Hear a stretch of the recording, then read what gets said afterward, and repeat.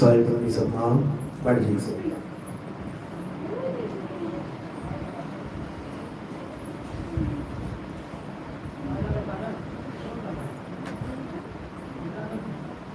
तो आज परम पिता परमात्मा की अपार कृपा से जम्मू में ये मूल ज्ञान का सत्संग आयोजित किया गया है। बहुत बड़े भाग होते हैं उन जीवों के जो अपने पूरे जीवन काल में एक बार भी इस मूल ज्ञान को सुन पाते हैं, और उससे भी बड़े भाग होते हैं उन जीवों के जो इस मूल ज्ञान को थोड़ा सा भी समझ पाते हैं। क्योंकि सुनना आसान है, घंटा 2 घंटा बैठ के सुन के चले गए, लेकिन मूल ज्ञान को समझना बहुत मुश्किल है। जिस पर परमपिता परमात्मा की दया होती है, जिस पर गुरु की मेहर होती है, केवल वही इस ज्ञान को समझ पाते हैं। अन्यथा किसी भी जीव में इतना सामर्थ्य नहीं जो मूल ज्ञान को समझ पाए। इसलिए कबीर साहब ने कहा, लाखन में कोई समझ न पई है और कोटि मध्य जानेंगे, कहे कबीर सुनो भाई साधो, हमें बिरले हंस पहचानेंगे। कहते हैं लाखों लोगों के आगे सत्संग रख दो, उनको समझ में नहीं आएगा बात चल कहां रही है, करना क्या है, छोड़ना क्या है, पकड़ना क्या है, कुछ नहीं पता लगेगा। कोटि मध्य जानेंगे, 1 करोड़ लोगों के आगे सत्संग रखो, तब जाके उसमें से कोई 5, 10, 25 बंदे जानेंगे कि बात तो सही चल रही है, बात तो बिल्कुल सही है। इतना दुर्लभ सत्संग है ये। तो आज इसी मूल ज्ञान को अच्छे से समझेंगे, इसी मूल ज्ञान को अच्छे से जानेंगे, ताकि सब जीवों का कल्याण हो, सबका बेड़ा पार हो। इसमें कोई धर्म परम जात पात इसका कोई भेद नहीं है कि मैं हिंदू हूं, मैं तो वही सत्संग सुनूंगा, मुसलमान नहीं सुनेगा, मुसलमान भी सुनेगा। मैं सिख हूं तो सत्संग सुनूंगा, ईसाई नहीं सुनेगा, ईसाई भी सुनेगा। क्योंकि ये मूल यानी जड़ है। ऊपर डालियां हजारों हैं, ऊपर फल फूल हजारों हैं, ऊपर शाखाएं हजारों हैं, पत्ते हजारों हैं, लेकिन नीचे जब आओगे तो धरती के नीचे जड़ एक ही मिलेगी। इसी प्रकार ये जितने भी अलग अलग धर्म बन गए हैं, जितने भी अलग अलग पंथ बन गए हैं, जितने भी अलग अलग संप्रदाय बन गए हैं, ये क्यों बन गए हैं? क्योंकि जड़ को नहीं समझ पाए, ये मूल को नहीं समझ पाए, तो आपस में बढ़ते ही चले गए। आज उस मूल ज्ञान को खोला जाएगा जो सबके लिए एक है। हिंदू, मुस्लिम, सिख, ईसाई, सबका एक है वो। आज उसको समझेंगे। तो आज का सत्संग शुरू करने से पहले परम पिता परमात्मा के नाम पे जयकारा लगाएंगे और फिर सत्संग शुरू करेंगे। बोलिए परम पिता परमात्मा की, सतगुरु बंदी छोड़ कबीर साहेब की, सतगुरु मदनपति साहेब की, दीवान जवाहरपति साहेब की, सतगुरु वैरागपति साहेब की, करीनापुर धाम की, पंडाल में आए सभी भक्तों की, इनके माता पिता की, इनके बाल गोपाल की, सकल हंस को बंदगी, साहेब बंदगी सतना। तो क्या है मूल ज्ञान और क्या है पवित्र ज्ञान? 2 प्रकार के ज्ञान है इस दुनिया में, एक पवित्र ज्ञान और एक मूल ज्ञान। कबीर साहब कहते हैं, जब धर्मदास जी को मिले आज से 600 साल पहले, क्या कहते हैं? धर्मदास मेरी लाख दुहाई, मूल ज्ञान बाहर न जाई, पवित्र ज्ञान तुम जग में भाखो, मूल ज्ञान गुप्त कर राखो। यानी पवित्र ज्ञान तुम खूब सुनाओ दुनिया को, लेकिन मूल ज्ञान को छुपा के रखना, क्योंकि मूल ज्ञान उजागर करने का समय निर्धारित है। वो जब समय आएगा तो ये मूल ज्ञान अपने आप उजागर हो जाएगा और सारे संसार को एक झंडे के नीचे लेके आएगा। तो पवित्र ज्ञान क्या है? नाना प्रकार के धर्मों में, नाना प्रकार के संप्रदायों में, नाना प्रकार के पंथों में जो ज्ञान मिलता है उसे पवित्र ज्ञान कहते हैं।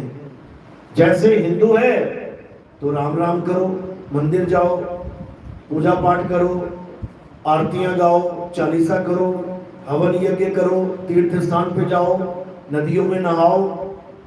ये ज्ञान कहाँ मिला? हिंदू धर्म में। इससे क्या होगा? आप एक पवित्र आत्मा बन जाओगे। चोरी ठगी छोड़ के, नशे पत्ते छोड़ के भगवान की भक्ति करोगे, मंदिर जाओगे, नदियों में नहाओगे, तीर्थों में जाओगे, एक पवित्र आत्मा कहलाओगे कि बंदा बड़ा भगत है भाई। अरे बहुत दूर दूर जाता है तीर्थों में, ये बहुत बड़ा भगत है ये। तो तुम्हें एक पवित्र आत्मा के रूप में लोग पहचानने लग जाएंगे। अगर मुसलमानों के पैदा हो गए तो क्या करेगा? कुरान पढ़ेगा, नमाज पढ़ेगा, मक्का मदीना जाएगा, हाजी काजी कहलाएगा। लोग कहेंगे अरे बड़ा पक्का मुसलमान है, बहुत पवित्र आत्मा है, 5 टाइम नमाज जाता है, झूठ नहीं बोलता बिल्कुल भी। लोग आपको एक पवित्र आत्मा समझने लग जाएंगे। अगर सिखों का है, गुरुद्वारे जाता है, खूब सेवा करता है, नाम जपता है, लोग क्या कहेंगे? अरे बहुत बड़ा भगत है ये पक्का गुरुद्वारा जाता है रोज सुबह और पूरी सेवा करता है, बहुत ईमानदार है, बहुत पवित्र आत्मा है। सिखों में चले गए, ईसाइयों में चले गए तो चर्च में चले जाओगे, खूब पूजा करोगे, खूब भक्ति करोगे, लोग तुम्हें अच्छा समझने लग जाएंगे कि भैया गॉड गॉड करता है, भगवान से डरने वाला है, परमेश्वर का बच्चा है।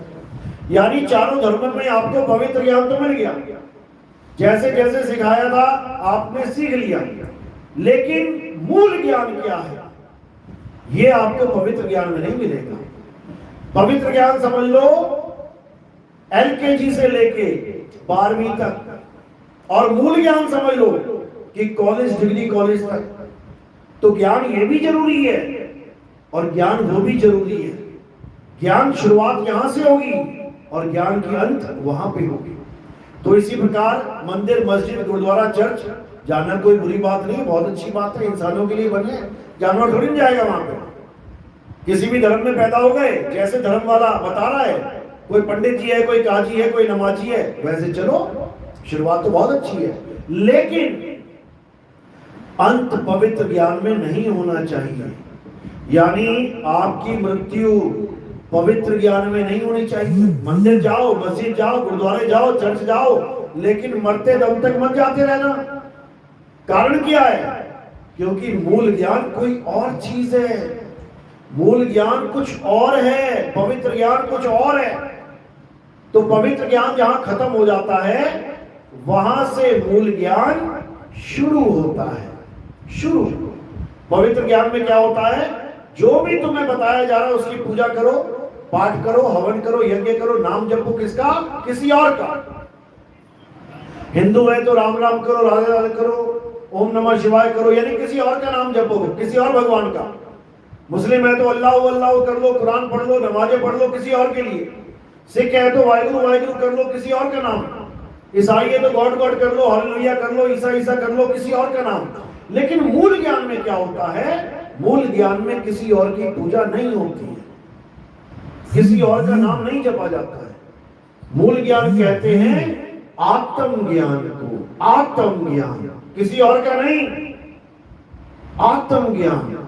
गीता हमें यही समझाती है, कुरान भी हमें यही समझाती है, बाइबल भी हमें यही समझाती है, और गुरु ग्रंथ साहब भी हमें यही समझाता है। लेकिन अज्ञानी जीव समझ नहीं पाता है। तो क्या कहती है गीता?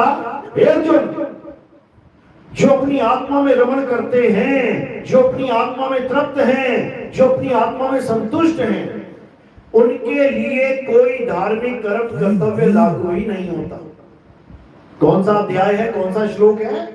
अध्याय 3 17वां श्लोक यही समझाता है। 17वें श्लोक से पहले 12, 13, 14, 15, 16 इसमें क्या बताया गया? इसमें पवित्र ज्ञान समझाया गया। क्या है पवित्र ज्ञान? दूसरों की पूजा करना।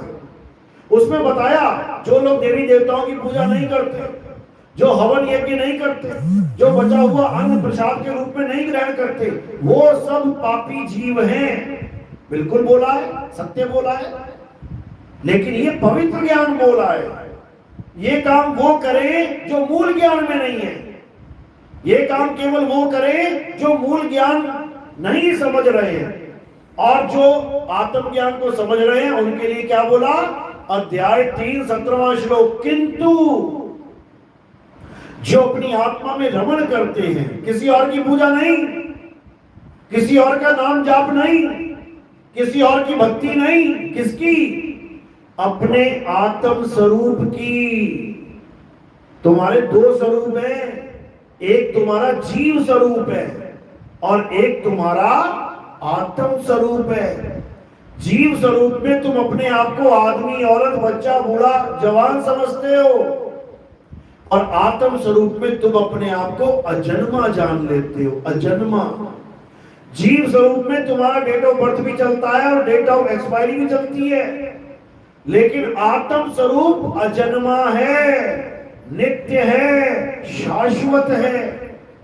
आत्म स्वरूप बिल्कुल अलग है और जीव स्वरूप बिल्कुल अलग है तो जीव भी अविनाशी, केवल अपने आप को शरीर मान रहा है लेकिन है नहीं शरीर, अविनाशी है। इसलिए क्या बोला गया? ईश्वरी अंश जीव अविनाशी, यानी तुम क्या हो? अविनाशी हो। लेकिन तुम अपने आप को आदमी, औरत, बच्चा, बूढ़ा, जवान मान बैठे हो तो पक्का मरोगे। क्यों? क्योंकि तुम अपने आप को शरीर मान बैठे हो। शरीर पक्का मरेगा, चाहे किसी का भी हो। अरे यहां भोले शंकर की पत्नी सती माता, उनका शरीर नहीं बचा, वो भी जल गया, तो तुम कैसे बचोगे? शरीर किसी का भी अमर नहीं है, किसी का भी।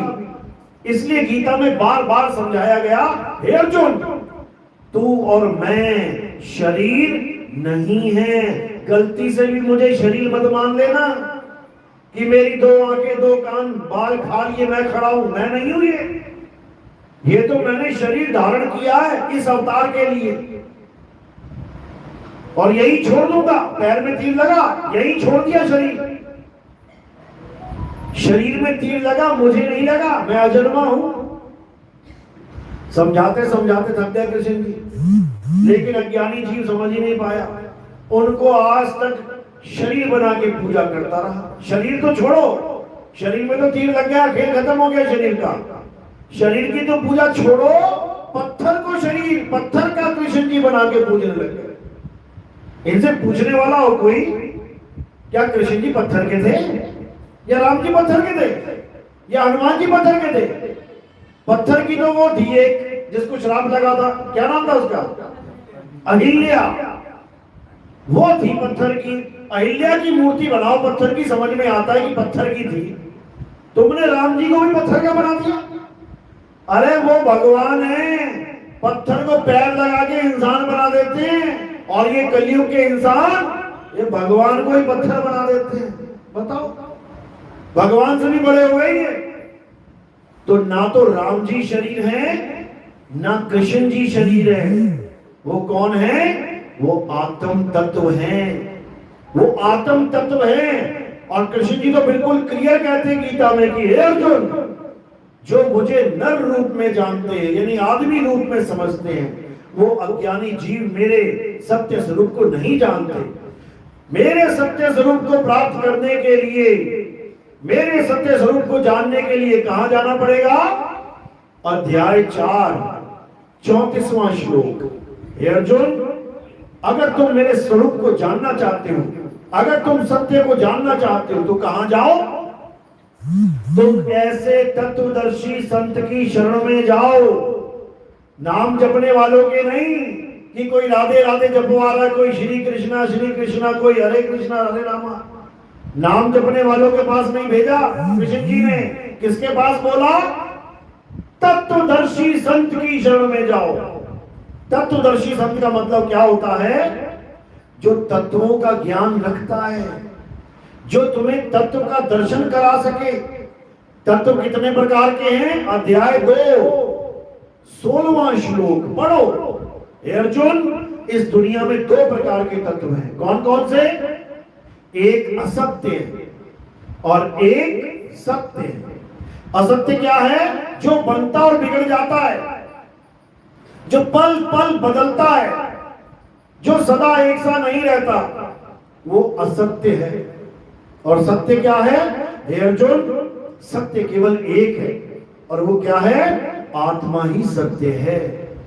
ये आत्मा अजन्मा है।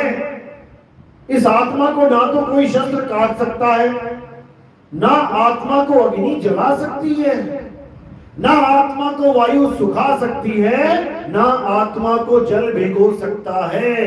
नैनम छिन्दन्ति शस्त्राणि नैनम दहति पावका न चैनम क्लेदं तापो न शुष्यति मारुता।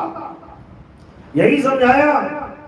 अब पूरा युद्ध रोकने के बाद बीच में खड़ा करके अर्जुन को आत्मा आत्मा आत्मा का ज्ञान समझाया जा रहा है। बताओ, अगर आत्मा का ज्ञान समझाया जा रहा है तो कुछ तो होगा आत्मा में, कुछ तो संदेश मिल रहा होगा हमें।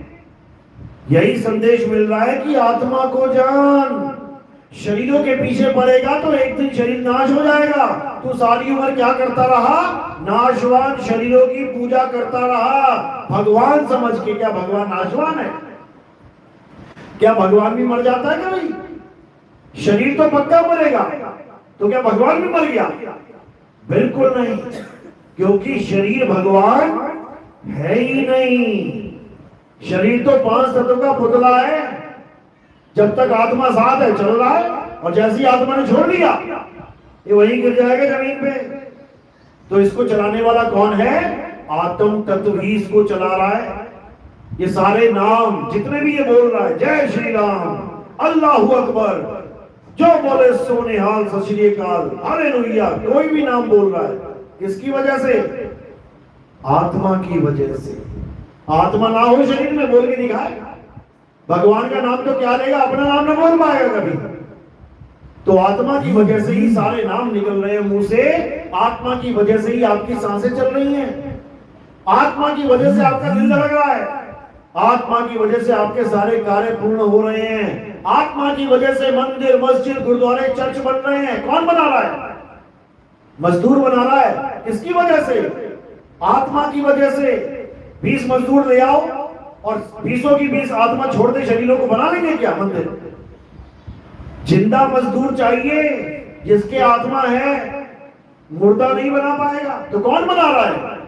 आत्मा। ये सारे मंत्र कौन बना रहा है? ये सारे अक्षर, सारे नाम भगवानों के कौन बना रहा है? आत्मा। आत्मा ना हो तो बोल के दिखाए कोई नाम, लिख के दिखाए कोई नाम। यानी जो कुछ भी हो रहा है आत्मा की वजह से हो रहा है। उसी आत्मा का ज्ञान कृष्ण जी बार बार समझाना चाहते हैं अर्जुन को, और केवल अर्जुन को नहीं। अगर केवल अर्जुन को ही ज्ञान देना था तो गीता हम तक पहुंच ही ना पाती, क्योंकि अर्जुन को ज्ञान दिया, अर्जुन समझ गया, बात खत्म। लेकिन अर्जुन तो माध्यम है। असल में गीता का ज्ञान कहां तक पहुंचाना था? हम तक, ताकि हमारी जीवात्मा का कल्याण हो सके। लेकिन हम गीता को कभी पढ़ते ही नहीं है, छूते तक नहीं है। डरा रखा है कि गीता को बिना नहाए हाथ लगा लोगे तो पाप लग जाएगा। पाप नहीं लग जाएगा, ज्ञान हो जाएगा तुम्हें। और अगर ज्ञान हो गया तो आत्मा के सिवा सब झूठ दिखने लग जाएगा, और आत्मा के सिवा सब झूठ दिखेगा तो कौन मंदिर जाएगा, कौन मस्जिद, कौन गुरुद्वारे, कौन चर्च। यानी जितना तामझाम बना रखा है ये सब बेकार हो जाएगा। इसलिए गीता से डरा दिया जाता है।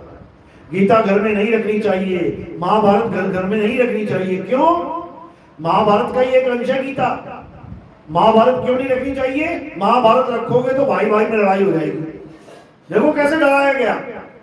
महाभारत में लड़ाई की कहानी है, बिल्कुल सही है, लेकिन महाभारत रख के घर में 2 भाई लड़ पड़ेंगे आपस में, ऐसा तो जरूरी नहीं है। अगर महाभारत रखने से लड़ाई हो जाएगी तो रामायण रखने से शायद तुम्हें बेदखल कर दिया जाए मकान से, तुम्हें 14 साल का वनवास हो जाए, शायद तुम्हारी घरवाली को भी कोई उठा के ले जाए। तब तो कोई नहीं बोलेगा रामायण मत रखो, कहेंगे रखो। कारण क्या है? क्योंकि रामायण और महाभारत में जमीन आसमान का अंतर है। रामायण पढ़ने वालों की श्रद्धा राम परिवार से जुड़ जाती है। जो रामायण का पाठ करवाते हैं उनके घर में कहीं ना कहीं राम परिवार पूरा मिलेगा आपको। यानी राम जी, सीता जी, लक्ष्मण जी, हनुमान जी, और उनकी पूजा करेंगे। किसकी पूजा हो रही है? शरीरों की। राम जी का शरीर, कृष्ण जी का शरीर, हनुमान जी का शरीर, किसी की भी पूजा करोगे तो शरीरों की पूजा हो रही है। लेकिन गीता पढ़ के आपको समझ में आ जाएगा कि शरीर तो नाशवान है, असली चीज क्या है? आत्म तत्व। और वो आत्म तत्व कैसे मिलेगा? अध्याय 4 34वां श्लोक, हे अर्जुन, तत्वदर्शी संत ही तुम्हें तत्व ज्ञान दे सकते हैं। तत्व ज्ञान में आने के बाद किसी भी शरीर की पूजा नहीं की जाती, क्योंकि तत्व ज्ञान में आने के बाद किसी भी भगवान को शरीर माना ही नहीं जाता। फिर वो क्या हो गए? अजन्मा हो गए। इसीलिए बोला गया, अर्जुन मैं आत्मा हूं, मेरा कभी जन्म नहीं होता और ना ही मेरा कभी मरण होता है। इसी प्रकार तू भी अजन्मा है, तेरा भी कभी जन्म और मरण नहीं होता। जन्म मरण किसका होता है? शरीर का। शरीर पैदा होता है, मां के गर्भ से आता है शरीर। आत्मा नहीं आती मां के गर्भ से। आत्मा की फैक्ट्री नहीं है मां का गर्भ, शरीरों की फैक्ट्री है। तो इसी शरीर से आत्मा को अलग करने के लिए तत्व ज्ञान दिया जाता है। यानी अपने आप को शरीर नहीं मानना है। अगर आपने अपने आप को शरीर मान लिया तो पक्का मरोगे। तो क्या करना है? अपने आप को आत्मा जानना है। ऐसा गुरु धारण करना है जो तुम्हें नाम ना जपवाए, बल्कि जो तुम नाम जप रहे हो छुड़वा दे। क्योंकि तुम किसके नाम जप रहे हो? शरीरों के। 5 तत्व का पुतला दशरथ जी के घर में पैदा हुआ तो तुमने उसका नाम राम समझ लिया, जबकि राम आत्मा का नाम है। आत्मा का नाम राम है। अगर आत्मा ना होती शरीर में और केवल बच्चा पैदा हो जाए, लड़का पैदा हो जाए, आत्मा ना हो, तुम रखोगे उसका नाम? कभी नहीं रखोगे। नाम कब रखा जाता है? जब शरीर के साथ आत्मा भी हो तो नाम रखा जाता है। तो नाम शरीर का नहीं, आत्मा का जानना है। और हमने किसका जान लिया? लड़का हो गया तो राम रख दिया, और लड़की हो गई तो सीता रख दिया। तो राम और सीता किसके नाम हैं? शरीरों के। क्योंकि स्त्रीलिंग और पुल्लिंग नाम है। लेकिन जो आत्मा का नाम है वो स्त्रीलिंग और पुल्लिंग से न्यारा है। इसलिए कबीर साहब ने वाणी में क्या कहा? तुमसे कहूं मैं नाम विचारी, हे धर्मदास, मैं तुम्हें नाम की महिमा बताता हूं। जो दुनिया कह रही है कि परमात्मा का नाम, परमात्मा का नाम, परमात्मा का नाम सिमरन कर लो, वो नाम देख लो कैसा होता है। तुमसे कहूं मैं नाम विचारी और ना वो ज्योत। यहां पे एक ज्योत जल रही है, लोग उसको नाम समझ रहे हैं, परमात्मा समझ रहे हैं। कह रहे ना वो ज्योत, ना पुरुष ना नारी। यानी वो परमात्मा ना तो ज्योत स्वरूपी है। आंखें बंद करो, ध्यान लगाओ, यहां पे एक ज्योत प्रकट हो जाएगी, उसको परमात्मा मान बैठे लोग। वो ज्योत परमात्मा नहीं है। बाबा नानक क्या समझा रहे हैं? मन तू ज्योत स्वरूप है, अपना मूल पहचान। ये ज्योत स्वरूपी कौन है? ये मन है। इसी मन को निरंजन कहते हैं, निरंजन। इसी मन को अलग निरंजन कहते हैं। ये कहां विराजमान है? सबकी दोनों आंखों के पीछे इंगला पिंगला सुषमना में। ये परमात्मा नहीं है, ये मन निराकार है। समझो। तो क्या करना है? अब उस आत्मा को जानना है जो मन और तन दोनों से न्यारा। यानी ना तो वो ज्योति है और ना पुरुष और नारी है। ज्योति यानी मन निराकार और पुरुष नारी यानी तन साकार। तो कहते तुमसे कहूं मैं नाम विचारी और ना वो ज्योत ना पुरुष ना नारी। ऐसा नाम जानो धर्मदास, ऐसा नाम। तो धर्मदास पूछता वो नाम कैसा है जी? तो कहते वो नाम लिखने बोलने पढ़ने में नहीं आता, वो नाम इस जीभ से बोला नहीं जाता, वो नाम अक्षरों में लिखा नहीं जाता कि तुम 4 अक्षर जोड़ के नाम बना के बैठ गए। कहां से आए ये अक्षर? अ आ इ ई उ ऊ का खा गा, किसने बनाए ये अक्षर? सोचो, जब आदि मानव था, जानवरों की तरह रहता था, कपड़े भी नहीं थे पहनने को, नंगा था, खाने को कोई खेती बाड़ी का सामान नहीं था कि गेहूं और बाजरा खा रहा था। वो जानवरों की तरह शिकार करके जानवरों का मांस खाता था, फल फूल खाता था, कंद मूल खाता था। आग की खोज भी पत्थर टकरा टकरा के कराई उसने। पता है ना कैसे होगी आग की खोज? दो पत्थर टकराए, आदि मानव ने देखा और आग की खोज हुई। आग की खोज करने के बाद उसका नाम आग भी नहीं रख पाया वो, कि जैसे ही आग जली और उसने कहा ये आग है, उसको नहीं पता क्या है ये, क्योंकि तब अक्षरों की भी खोज नहीं हुई थी। धीरे धीरे धीरे इसी आदि मानव ने क्या किया, मुंह से निकलने वाली आवाजों पे ध्यान देना शुरू किया कि मेरे मुंह से कैसी आवाजें निकल रही हैं। इसको लिपिबद्ध करना शुरू कर दिया। पहली आवाज निकली आ, तो आ बना दिया। दूसरी निकली ई, तो ई बना दिया। ऊ, तो ऊ बना दिया। ऐसे ही अक्षर निकलते निकलते निकलते कितने बना दिए? 52 अक्षर। ये हिंदुस्तानी आदि मानव ने बनाए, और जो अमेरिका इंग्लैंड में आदि मानव थे उन्होंने कितने बना दिए? 26 अक्षर। हिंदी के ना बना पाए वो इंग्लिश के बनाने लग गए। ऐसे ही चाइना वालों ने चाइनीज अक्षर बना दिए, जापान वालों ने जापानी अक्षर बना दिए, ताइवान वालों ने ताइवानी बना दिए, रूस वालों ने रशियन बना दिए। सब अपने अपने अपने अपने बुद्धि विवेक से अक्षरों की खोज करने लग गए। धीरे धीरे अक्षर बने तो उन्हीं अक्षरों को अपने बच्चों को, अपने पड़ोसियों को, अपने कबीले वालों को पढ़ाना लिखाना शुरू करवा दिया। धीरे धीरे उन्हीं अक्षरों से सारी दुनिया में दिखने वाली चीजों के नाम रखने शुरू कर दिए। हमने कहा सूरज चांद सितारे, अंग्रेजों ने कहा सन मून एंड स्टार्स। हमने कहा धरती, उन्होंने कहा लैंड। हमने कहा पानी, उन्होंने कहा वाटर। हमने कहा हवा, उन्होंने कहा एयर। हमने कहा आग, उन्होंने कहा फायर। सारे नाम अलग अलग बना लिए अलग अलग भाषाओं वालों ने। तभी तो मैच नहीं होती आपस में। ये किसी भगवान के बनाए अक्षर नहीं है। अगर भगवान ने अक्षर बनाए होते तो जैसे सूर्य सबके लिए एक, पानी सबके लिए एक, धरती सबके लिए एक, हवा सबके लिए एक, तो अक्षर भी सबके लिए एक होते। लेकिन दुनिया भर के अक्षर, दुनिया भर की भाषाएं, इसका मतलब ये दिमाग आदमी का है।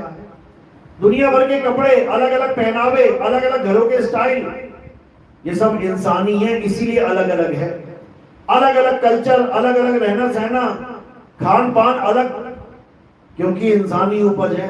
अगर भगवान ने बनाया होता सबको एक जैसा होता। तो यही अक्षर बनाते बनाते आगे क्या कर दिया इस इंसान ने? भगवान के भी नाम रख दिए, परमात्मा के, अल्लाह वाहिगुरु गॉड नाम रख दिए। चलो कम से कम पहचान के लिए नाम रखा, अच्छी बात है कि चलो पानी को क्या बोले, पानी नाम रख देते हैं। प्यास लगे कि बोल देंगे भैया पानी देना, फटाक से दे देगा। यहां दुकान पे जाओ, काली मिर्च इशारे करते रहोगे, 1 घंटा वो समझने में लगा देगा, 2 घंटा तुम लगा दोगे समझाने में। लेकिन अभी कितना आसान काम हो गया, भैया काली मिर्च देना, फटाक से आएगी। भैया इलायची देना, 1 मिनट में आएगी। भैया जीरा देना, 1 मिनट में आएगा। क्यों? क्योंकि नाम रख। क्यों? जान के दुश्मन क्यों हो गए? क्योंकि उसके बाद जय शुरू हो गए। भगवान छोटा है, अल्लाह बड़ा है, अल्लाह छोटा है। गुरुद्वारे में वाहिगुरु बड़ा है, वाहिगुरु छोटा है, गॉड बड़ा है। इसी में लड़ मर गए सारे। जबकि जिसके वो नाम है वो एक ही चीज है। जैसे पानी के नाम है जल, वाटर, नीर, तोय, पानी, ऐसे ही उस परमात्मा के नाम है अल्लाह, वाहिगुरु, गॉड, परमेश्वर। उसी एक के नाम है। लेकिन जीवों को समझ नहीं आ रहा और उसको अलग अलग मान के लड़ने में लग गए, नामों के चक्कर में पड़ गए। और नाम कहां खराब कर गया? नाम जाप में। जब हमें ये समझाने लग गए गुरु लोग कि नाम जपने से भगवान मिल जाएगा, तो ये बिल्कुल ऐसा लगता है जैसा पानी पानी जपने से पानी मिल जाएगा। अगर प्यास लगी है, प्यास तत्व से बुझेगी, पानी तत्व से। लेकिन तुम्हें ऐसा गुरु मिल गया जिसके पास तत्व ज्ञान नहीं है, यानी उसके पास पानी नहीं है, उसका भेद नहीं है, तो वो क्या कह रहा है, बेटा पानी पानी जप।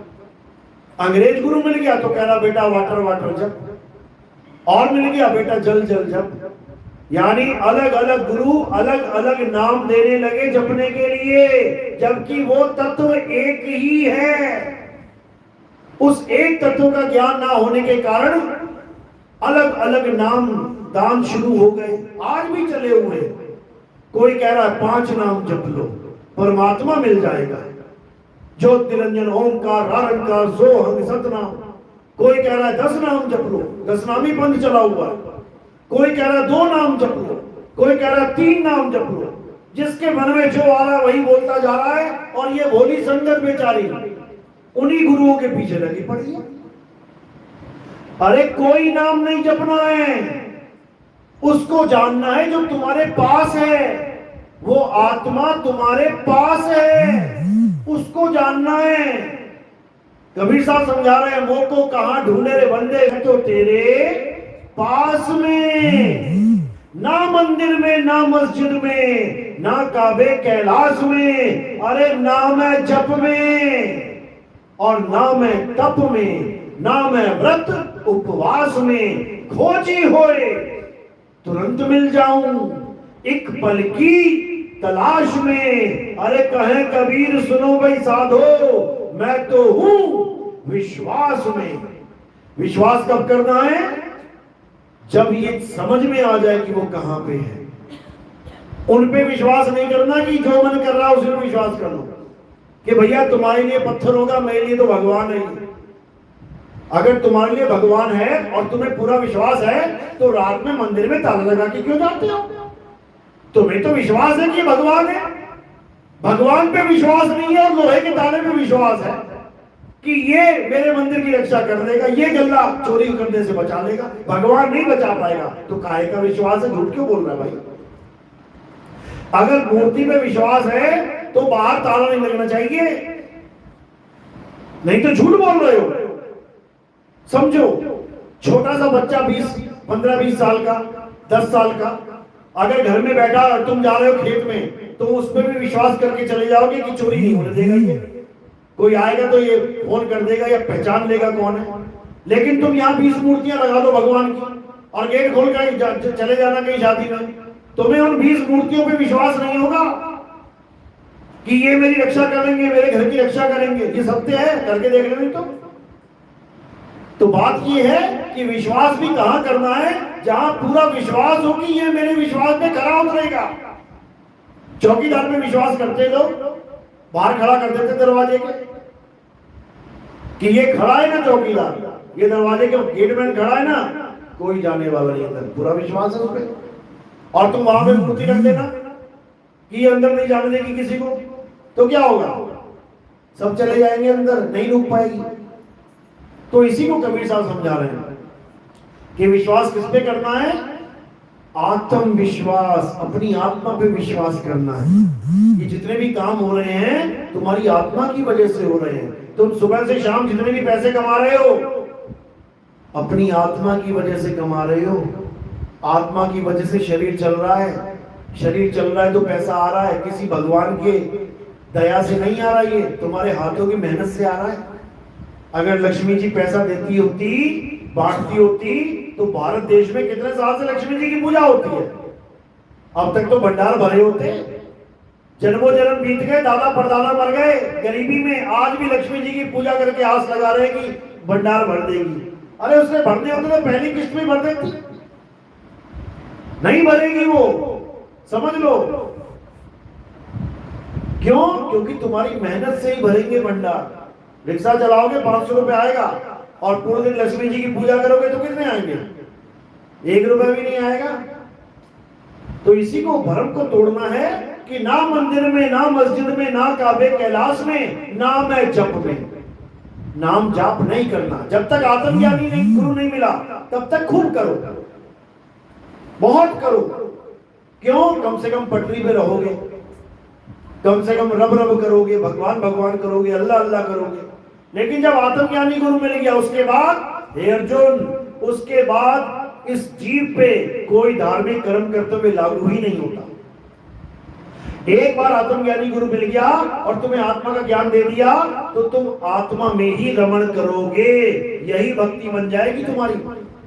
यही समझाया गया गीता में कि अपनी आत्मा में रमण करना है, रम जाना है। तो कैसे रमेंगे? कबीर साहब समझाते हैं, तब रमोगे जब तुम्हारे जीवन में सतगुरु आएगा।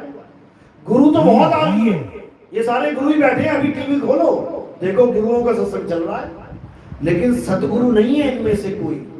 सतगुरु की पहचान क्या है? सोई गुरु पूरा कहावे, जो दो अक्षर का भेद बतावे, एक छुड़ावे एक लखावे, तब प्राणी निज घर को जावे।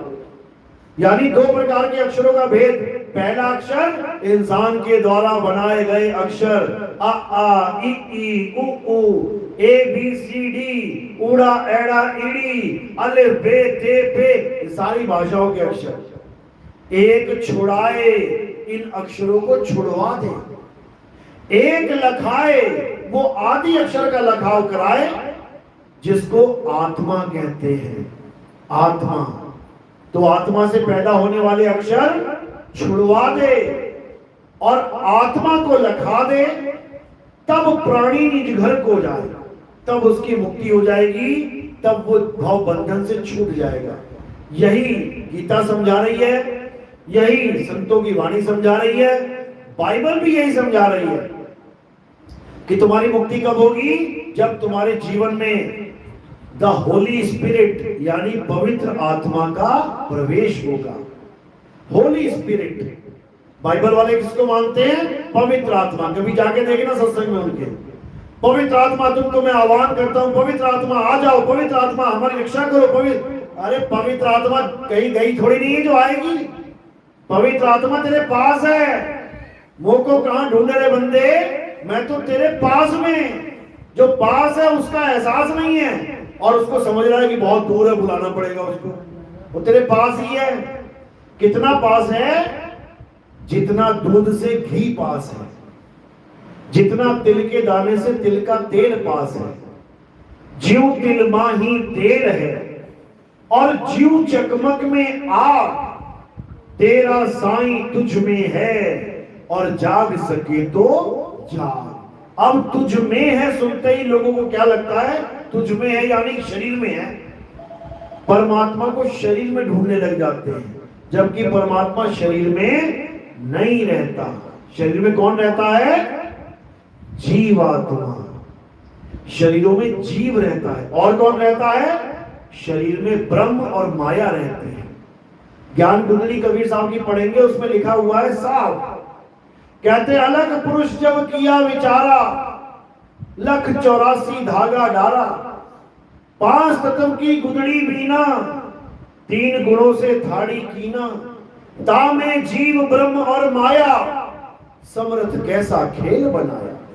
इस काया में कौन है? जीव, ब्रह्म और माया।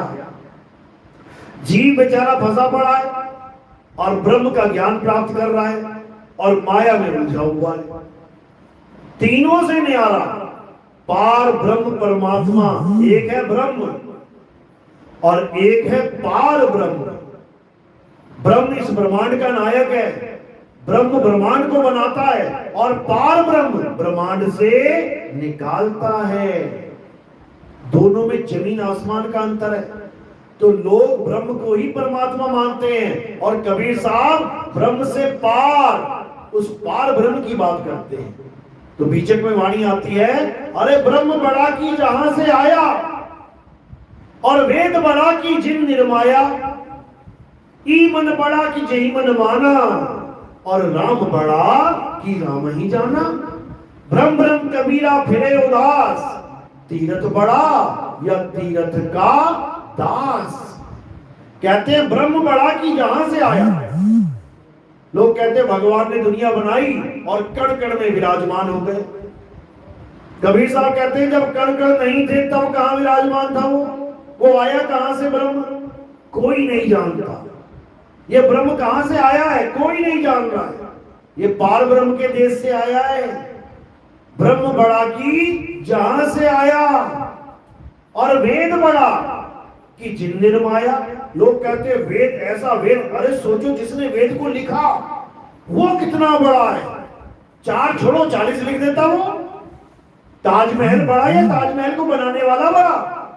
जिसने ताजमहल 1 बनाया वो 20 ताजमहल बना देगा और उससे भी अच्छा बना देगा। उसको जानो जिसने वेदों का निर्माण किया। किसने किया? आत्मा ने। आत्मा ही सबका निर्माण करती है। तो कहते हैं वेद बड़ा की जिन निर्माया, ई मन बड़ा कि जेहि मन माना। कह रहे ये वाला मन, जो कहते हैं मन तो कंट्रोल नहीं होता जी, अरे मन को कौन रोक पाया है? ये चंचल मन बड़ा या जेहि मन माना, जिनका मन मर चुका है वो बड़ा है। राम बड़ा कि राम ही जाना। दीवार पे लिख दिया राम। ये रा और मां बड़ा है या जिसने लिखा है वो मिटा भी सकता है? दोनों में फर्क है। एक अक्षर राम है और एक नहीं अक्षर राम है। एक अक्षरों में आता है, लिखा और मिटाया जाता है। एक लिखा और मिटाया ही नहीं जा सकता। जिसको अलेख और अमिट कहते हैं वो कौन है? आत्म राम। एक राम दीवार पे लिखा है अक्षर राम, और एक राम ने उसको लिखा है आत्म राम। तो कहते हैं राम बड़ा कि राम ही जाना, भ्रम भ्रम कबीरा फिरे उदास। तीर्थ बड़ा या तीर्थ का दास? ये तीर्थ बड़े हैं या वो जो वहां पे जाके उसकी महिमा बढ़ा रहे हैं? अभी कोरोना में सारे तीर्थ खाली, सारे मंदिरों पे ताले, कहां चली गई महिमा? और जैसे ही कोरोना खत्म हुआ उसके बाद लाखों की भीड़ फिर वहीं पहुंच गई। अब महिमा गाई जा रही है तीर्थों की। अरे तीर्थ के दास की वजह से महिमा हो रही है। अगर कोई मंदिर बहुत मशहूर है केवल भक्तों की वजह से कि लाखों भक्त जाते हैं वहां पे, और एक बहुत बड़ा मंदिर पैसे लगा के बनाया गया लेकिन कोई जाता ही नहीं वहां पे, उसको कोई जानता ही नहीं है। तो महिमा किसकी वजह से? तीर्थ बड़ा या तीर्थ का दास? एक अकेला बाबा बैठा है, उसको कोई पूछ ही नहीं रहा, और एक बाबा के आगे लाखों लोग बैठे हुए, भले अधूरा गुरु हो। तो महिमा किसकी ज्यादा हो गई? महिमा उसकी ज्यादा होगी जिसके आगे लाखों बैठे हुए हैं। वो ज्यादा बड़ा गुरु जी बन गया। और जो पूर्ण ज्ञानी संत है वो अकेला बैठा है या एक आधा चेला सामने बैठा है, उसको लोग कहेंगे हमें तुरी फिरी जानते, 2 बंदे हैं, एक है बाबा 2 बंदे देखो। और जिसके पास लाखों की भीड़ है, बहुत बड़ा बाबा, बहुत पहुंचे हुए बाबा है। तो तीर्थ के दासों की वजह से गुरुओं की बढ़ाई हो रही है, तीर्थों की बढ़ाई हो रही है। तो क्या करना है? और यह भेद काया से न्यारा पूछे बिरला कोई। ये काया से न्यारा भेद है। इसमें कहीं भाई कहीं जाने की जरूरत नहीं पड़ेगी कि तुम 1000 किलोमीटर जा रहे हो, बसों में धक्के खाते हो और वहां पे एक्सीडेंट हो जाता है और सारे मारे जाते हो। ऐसा कुछ नहीं है। जहां तुम हो परमात्मा वही है। ज्यों तिल माही तेल है, जहां तिल का बोरा है उसी में तेल है, जहां दूध पड़ा है उसी में घी है। ज्यों तिल माही तेल है, ज्यों चकमक में आग, तेरा साईं तुझ में है, जाग सके तो जाग। मेरा साईं मुझ में है, इसलिए मुझे क्या जानना पड़ेगा? मुझे खुद को जानना पड़ेगा पहले, मैं क्या हूं। अगर मैंने अपने आप को शरीर मान लिया तो मैं खुद को कभी नहीं जान पाऊंगा, क्योंकि मैं शरीर नहीं हूं। शरीर क्या है? 5 तत्वों की डेरी। और मैं क्या हूं? अविनाशी आत्मा। दोनों में जमीन आसमान का अंतर है। तो कृष्ण जी ने क्या समझाया? हे अर्जुन, तू और मैं आत्मा हैं, लेकिन मेरी प्रबल माया के कारण ये जितने भी जीव हैं ये कभी अपने आप को जान ही नहीं सकते। ये सब अपने आप को भी शरीर मानेंगे और मुझे भी शरीर ही मानेंगे। लेकिन जिसके जीवन में आत्मज्ञानी गुरु आ जाएगा, वो ना तो उसे शरीर रहने देगा और ना ही मुझे शरीर रहने देगा। वो दोनों को लखा देगा, वो दोनों के असली स्वरूप को लखा देगा। उसके बाद हम कभी शरीरों के जाल में नहीं फंसेंगे। तो ये है आत्मज्ञान, इसी को मूल ज्ञान कहते हैं। यही बाइबल में बताया गया होली स्पिरिट के नाम पे, यही कुरान में बताया गया अल्लाह अल हक के नाम पे, यही गुरु ग्रंथ साहब में बताया गया आत्म देव के नाम पे। गुरु ग्रंथ साहब में बिल्कुल साफ लिखा है, आत्म देव पूजिए गुरु के सहज सुभाए। यानी सब सिखों को क्या हुक्म है कि अगर पूजा करनी है तो किसकी करनी है?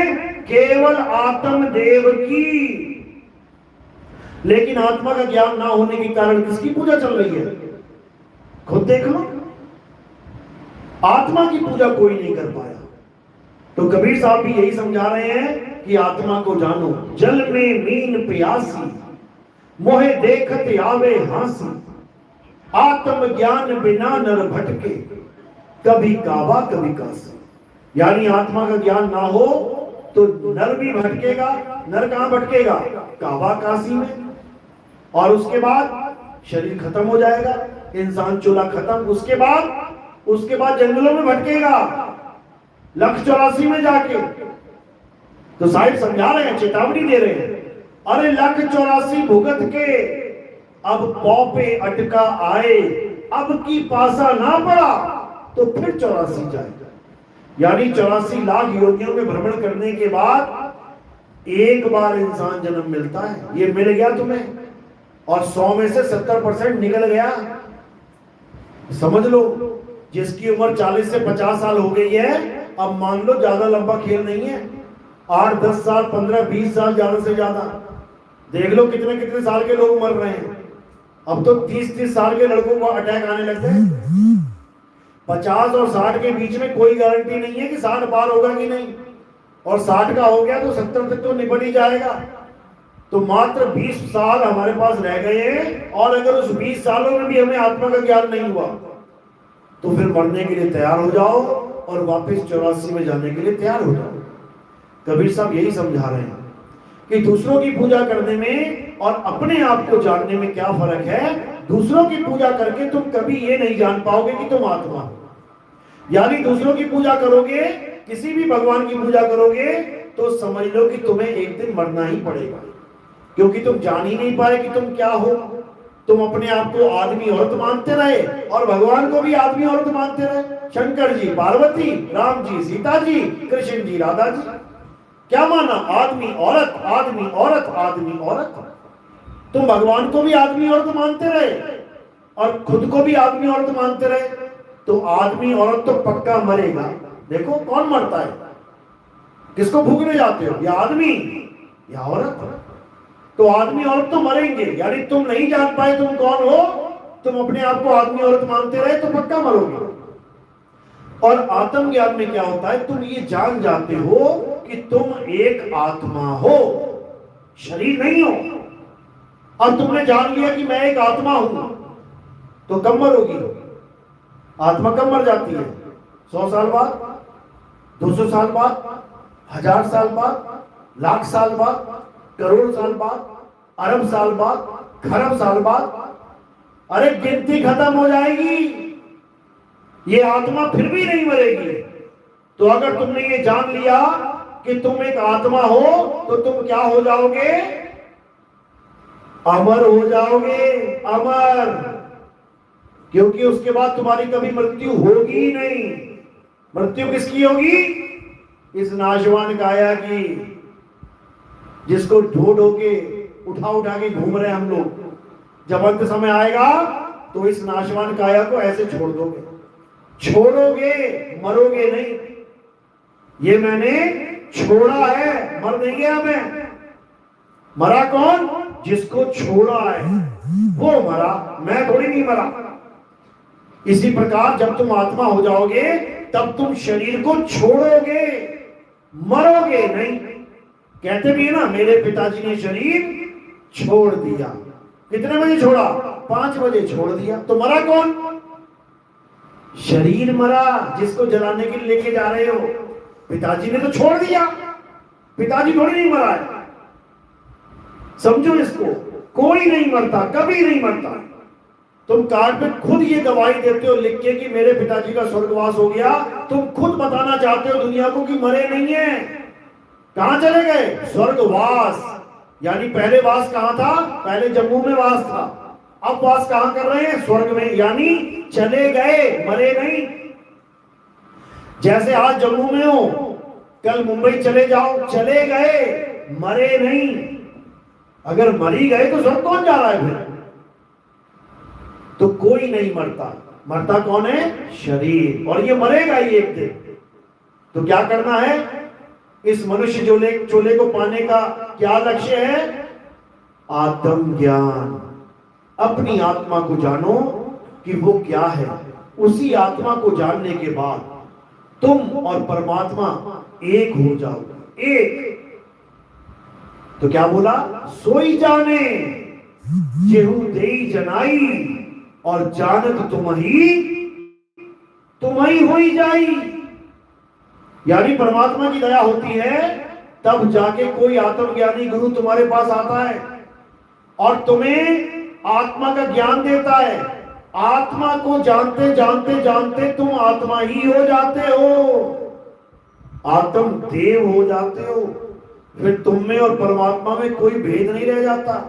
तत्व ज्ञान के आधार पर फिर तुम और वो एक हो जाते हैं। इसी को साहिब ने बोला है, अब तो जाए चढ़े सिंहासन। किसके सिंहासन पे? परमात्मा के सिंहासन पे ये जीव जाता है। अब तो जाए चढ़े सिंहासन, मिले हैं सारंग पानी, राम कबीरा एक भय, कोई न सके पहचानी। यानी ये जीव और पीव एक हो जाते हैं। इसी को गरीबदास जी ने बोला, अरे कोटि तो ब्रह्मा भये और कोटि भय ईश, साहिब तेरी बंदगी से ये जीव होए जगदीश। यानी वो नदी जो समुद्र से जुदा होकर भटक रही है, समुद्र को पाते ही समुद्र हो जाती है। नदी समुद्र में गिरते ही समुद्र हो जाती है, फिर नदी नहीं कहलाती। नदी तब तक कहलाती है जब तक धरती के सहारे भाग रही है, यानी चल अवस्था में है। गीता में अध्याय 2 में दोनों आत्माओं का जिक्र है। एक आत्मा वो जिसे जीवात्मा कहते हैं, उसका क्या ज्ञान दिया कि हे अर्जुन, ये शरीर जीवात्मा धारण करती है, बार बार पहनती है, बार बार उतारती है, इसी को जन्म मरण कहते हैं। ये जीवात्मा नाना प्रकार की योनियों में भ्रमण करती है। कभी औरत के गर्भ में आ गया ये जीव, कभी कुतिया के गर्भ में चला गया, कभी बकरी के गर्भ में चला गया, सारे गर्भों में भ्रमण करती है। तो एक आत्मा है जीवात्मा जो भ्रमण करती है, जैसे एक नदी भ्रमण करती है। चली केदारनाथ से UP, HP, MP, Maharashtra, Gujarat होती होती होती चलती जा रही है, चलती जा रही है। ये है जीवात्मा। और एक आत्मा का जिक्र है गीता में जो अचल है, जो चलता नहीं है, जो सदा स्थिर रहने वाला है। कौन से अध्याय में लिखा है? अध्याय 2 24वां श्लोक पढ़ो, क्या लिखा है उसमें? क्या लिखा है कि हे अर्जुन, ये आत्मा अछेद्य है, अशोष्य है, अदाह है। यानी इसको कोई छेद नहीं सकता, जला नहीं सकता, सुखा नहीं सकता। ये आत्मा अचल है। अचल यानी सदा स्थिर रहने वाली। हे अर्जुन, ये आत्मा सदा स्थिर रहने वाली है, ये अचल है, चलती नहीं है। ये आत्मा पुरातन है। पुरातन यानी पुरानी से भी पुरानी। एक विभाग होता है पुरातत्व विभाग। उसका मतलब क्या है? पुरानी से भी पुरानी चीजों के बारे में ढूंढना और बताना ये कितनी पुरानी है। पुरातत्व विभाग। तो सबसे बड़ा पुरातत्व कौन है? आत्मा ही पुरातन है। आत्मा से पुराना कुछ नहीं है, कुछ भी नहीं। तो उसी आत्मा का ज्ञान बताते हुए क्या बोला कि ये आत्मा अचल है, सदा स्थिर रहने वाली है, ये आत्मा पुरातन है, ये आत्मा ही सत्य सनातन है। जो आज हमें समझाया जाता है कि हम सनातनी हैं, हम सनातनी हैं, हमारा धर्म सत्य सनातन है, इसका मतलब ये नहीं है कि तुम मूर्तियां पूजो तुम सनातनी हो गए। मूर्ति किसकी बनाई है? राम जी की। कब आए थे? त्रेता में। उससे पहले वो कैसे पुरातन हो गए? उससे पहले विष्णु जी थे। विष्णु जी भी नहीं थे उससे पहले।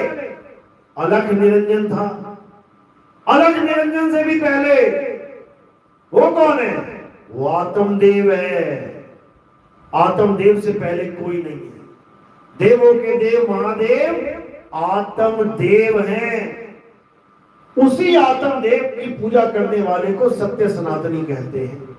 यानी जो आत्मा के अलावा किसी को सत्य ना माने उसे सत्य सनातनी कहते हैं। और जो आत्मा के अलावा किसी की भी पूजा कर रहा है, पीपल की, गाय की, सांपों की, मंदिर मस्जिद गुरुद्वारों की, पत्थरों की, मूर्तियों की, वो सनातनी नहीं है भाई। उसको तुम कुछ भी बोल लो, हिंदू कह लो या कुछ और कह लो, मुसलमान कह लो, सिख कह लो, ईसाई कह लो, सब आत्मा के अलावा सबकी पूजा कर रहे हैं अलग अलग धर्मों में बना के। जो असली धर्म है वो क्या है? सत्य सनातन धर्म ही असली धर्म है। और हमारा धर्म क्या है?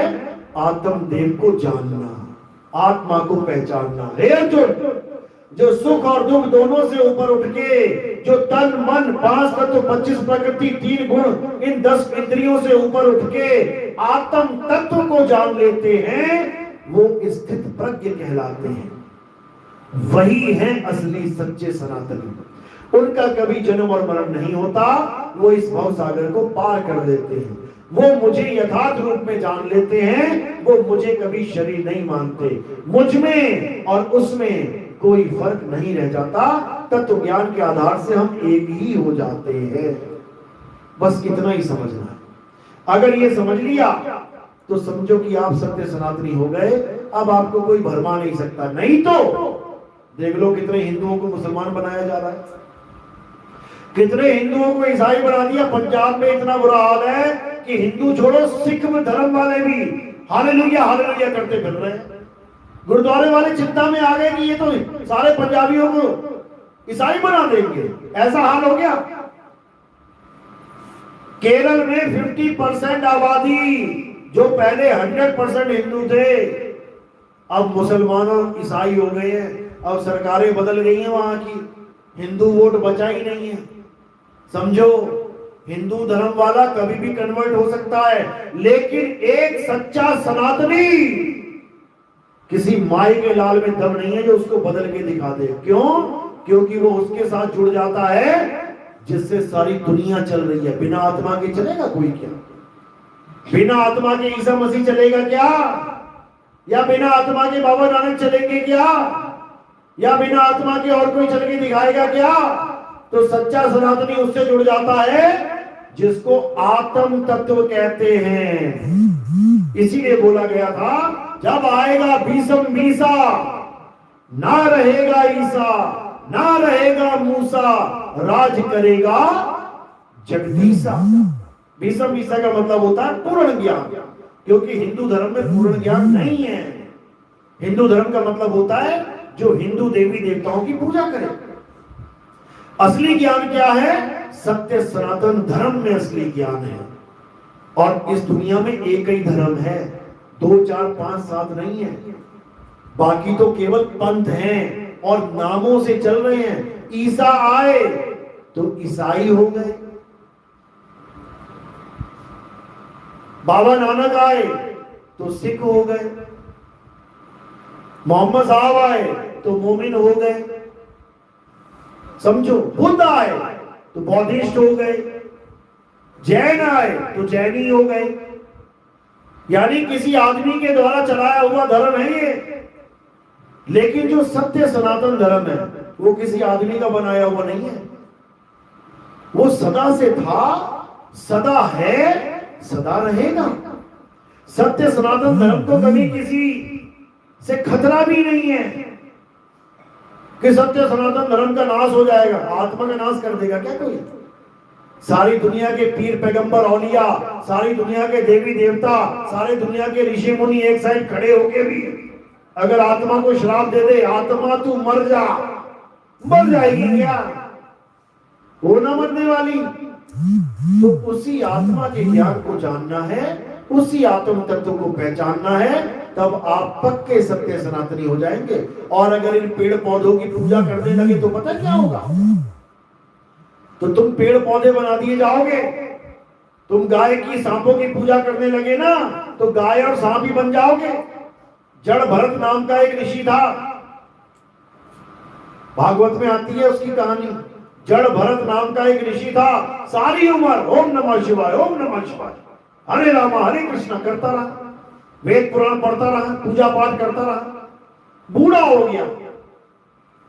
बुढ़ापे में एक हिरण का बच्चा उसके आश्रम में आ गया, उसने पाल लिया।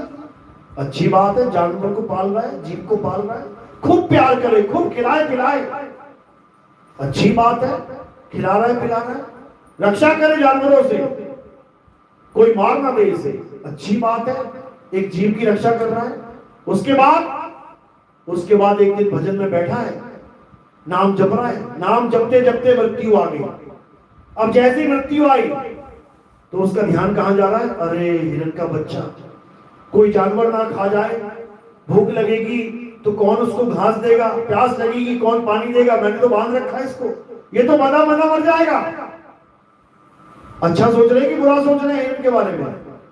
अच्छा सोच रहे, जीव पर दया कर रहे हैं, उसकी केयर कर रहे हैं, तो इसका फल भी अच्छा ही होना चाहिए था। किसी के बारे में अच्छा करोगे, अच्छा सोचोगे तो अच्छा ही मिलना चाहिए ना। क्या फल मिला, क्या बन गया?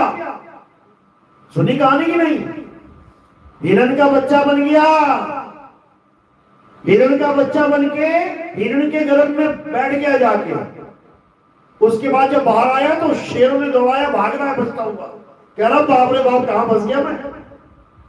सारी उम्र की पूजा पाठ, सारी उम्र का नाम जाप, सारी उम्र के हवन यज्ञ धरे के धरे रह गए, और कहां चला गया बाबा? हिरण की योनि में, 84 में चला गया। सोचो तुम कहां जाओगे? तुम भी तो किसी को याद करोगे अंत में। किसी ने कुत्ता पाल रखा तो कुत्ता याद आएगा। अभी किसी ने भैंस पाली हुई तो सोच रहा है सत्संग कब खत्म हो, भैंस का टाइम हो गया, भैंस ही बनोगे जाके। अगर अंत समय में भैंस का याद आ गई तो, अंत समय में कुत्ता याद आ गया तो कुत्ता बन जाओगे, अंत समय में सांप याद आ गया सांप बन जाओगे। सांप की पूजा करते हैं कई लोग, नाग देवता करते पूरा जन्म बिता देते हैं, तो अंत में कौन दर्शन देगा? नाग देगा, तो क्या बनेगा? नाग ही बनेगा। याद रखना, कबीर साहब मोहर लगा रहे हैं, अंतमता सो गता, याद रखो। तो कह रहे जहां आशा तहां वासा होई, और वाह को रोक सके ना कोई। किसी को तो याद करोगे मरते हुए, शरीर को भी याद कर लिया तो शरीर तो मिलेगा, बच नहीं सकते, लेकिन बच भी सकते हो। कैसे? कबीर साहब समझा रहे हैं, अरे बचना चाहो काल जाल से तो चीनो शब्द हमारा, और कहे कबीर अमर कर राखूं जो निज होए हमारा। कबीर साहब कहते हैं अगर बचना चाहते हो तो एक ही रास्ता है। क्या रास्ता है? 24 घंटे आत्मदेव को याद करो। 24 घंटे केवल आत्मदेव को याद करो। तो जब 24 घंटे आत्मदेव को याद करोगे तो मौत 24 घंटे में ही तो आएगी कभी ना कभी। 1 बजे आ गई, 2 बजे आ गई, 3, 4, 5, 6, 7, 8 कभी भी आएगी तो 24 घंटे के बीच में ही। तो तुम 24 घंटे किसको याद कर रहे हो? आत्मदेव को। तो जिसको याद करोगे वही हो जाओगे। बस एक ही रास्ता है बचने का, इसके अलावा 1,84 तैयार है। पहचान भी नहीं पाओगे कि मेरा बेटा मरा था, क्या बन के आ गया। जिस मुर्गे को तुम कटवा के लेके आ रहे हो तो तुम्हारा बच्चा ही होगा बैठा हुआ मुर्गा बन के। जिस बकरे को तुमने कटवाया वो मैं कर रहा है, माँ मैं, पापा मैं, कहा मैं, काट के ले आए उसको। पहचान नहीं पाओगे शक्ल अपने बच्चों की। ये प्रकृति शक्ल बदल देगी उसकी, मुर्गी बना देगी उसे, बकरा बना देगी, सांप मच्छर बिच्छू पता नहीं क्या बना देगी, पहचान तक नहीं पाओगे। अभी मौका है, खुद भी आत्मदेव का सिमरन करो, अपने बच्चों को भी आत्मदेव का सिमरन करवाओ। उससे क्या होगा? उससे दोनों अमर हो जाएंगे, शरीर छूटेगा और तुम अपने आप में स्थित हो जाओगे। इसी को स्थित प्रज्ञ कहा है गीता में। हमने क्या बनना है? स्थित प्रज्ञ बनना है। हमने जपी तपी सन्यासी नहीं बनना। ये जपना तपना छोड़ देना है, ना मैं जप में ना मैं तप में, छोड़ देना है। क्योंकि वेदों में भी क्या बताया गया है? तपोराज राजो नरकम। तपस्या करने से राजपाट मिलता है और राजपाट के भोगों के बाद नरकगामी हो जाते हैं। तो जब और तब हमें कहां लेके जा रहे हैं? डायरेक्टली नरकों में। इसलिए हमने जब तब करना ही नहीं है, 24 घंटे बस एक काम करना है, उस सत्य सनातन को सदा याद रखना है, सदा उसका एहसास करना है। उससे क्या होगा? उससे जन्म मरण का ये बंधन खत्म हो जाएगा, सदा के लिए मुक्त हो जाओगे। बोलिए परम पिता परमात्मा की सदा ही जय। मेरी बात समझ में आ रही है? 1% भी अगर आई हो तो हाथ खड़ा कर दो। जिसके सच में करना हो, देखा देखी नहीं, लेफ्ट हैंड में हाथ खड़ा करता मैं भी कर देगा। जिसको सच में कुछ समझ में आया है वो हाथ खड़ा करो। चलो, तो आगे का ज्ञान आप कहां सुन सकते हो? YouTube चैनल कहत कबीर सुनो भाई साधु नितिन दास, या फिर आप YouTube पे लिखोगे नितिन दास के सत्संग तो आ जाएंगे। एक एक करके सत्संग सुनना शुरू कर देना। आपको असली चीज जो जीवन में प्राप्त करनी है आपको वो समझ में आने लग जाएगी। पूजा पाठ कोई बुरा नहीं है, मंदिर मस्जिद गुरुद्वारे जाना कोई बुरा नहीं है, लेकिन उसकी एक सीमा होती है। पढ़ाई करना बुरा नहीं है, पढ़ो लिखो, लेकिन 90 साल का बूढ़ा भी जा रहा है 5वीं में बैठने, उसको पूछे बाबा तू कितने चल रहा? मैं 5वीं क्लास से बैठने चल रहा, तो वो सही नहीं है। यानी पढ़ाई कब तक? 18 साल, 20 साल, 25 साल तक। उसके बाद कमाई करनी है।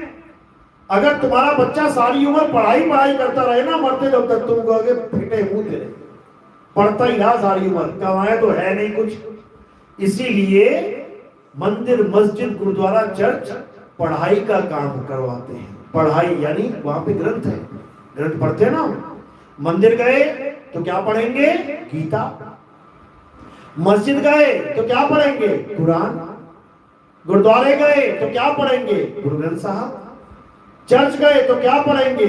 बाइबल। तो पढ़ाई तो चल रही है ना वहां पे, लेकिन हमने क्या करना है? कमाई।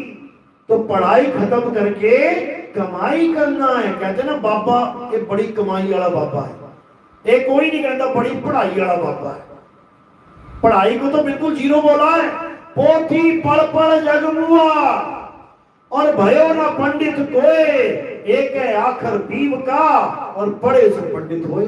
उस परमात्मा के एक अक्षर को जान लो, तब समझ लो कि कमाई चालू हो गई। और केवल पढ़ाई करते रह जाओगे तो खाली हाथ जाना पड़ेगा यहां से। भगवान पूछेगा कमाई करके आया कि केवल पढ़ाई करके आया? समझो। चलो आज का सत्संग यही समाप्त करते हैं। बोलिए परम पिता परमात्मा की, सतगुरुबंदी छोड़ कबीर साहिब की, सभी संतों की, सभी भक्तों की, आज के आनंद की, सकल हंस को बंदगी, साहिब बंद की सतनाम।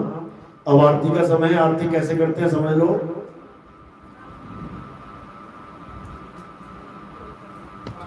हमारे यहाँ किसी भी जड़ वस्तु की आरती नहीं होती। जड़ वस्तु मतलब पत्थर की, मूर्ति की, फोटो की, कैलेंडर की, फ्लैक्स बोर्ड की नहीं।